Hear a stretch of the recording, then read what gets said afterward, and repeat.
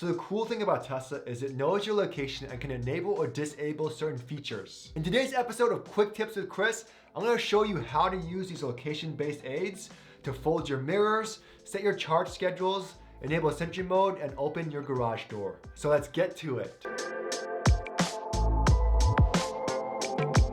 First, if you're driving somewhere, say a narrow driveway, go to your settings and just fold your mirrors.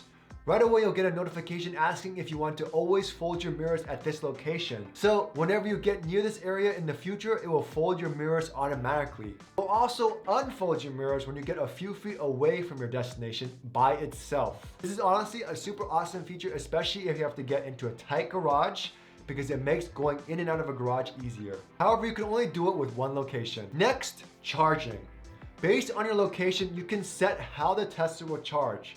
If you're at home and want to do a timed charging schedule, whenever you're at home, it'll know. If you're at work and you want to start charging at a certain time or right away, it'll also know. It's a nice feature to have if you want to charge at another place besides home. Now, another location-based setting is Sentry mode, which is Tesla's dash cam. While not super fancy, you can set Sentry mode to be excluded in certain areas like your favorites, home, or work. This helps prevent excessive battery drain. And lastly, if you have the home link installed in your Tesla, it's not just a garage door opener. You can actually automatically open and close your garage door. This is so cool because you can manually set the feet of how close or far away you want the garage door to open.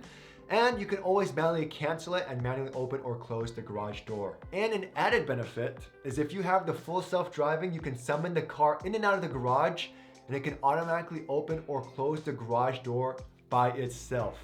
The future. Anyways, thanks for watching my video, guys, and I'll see you guys next time.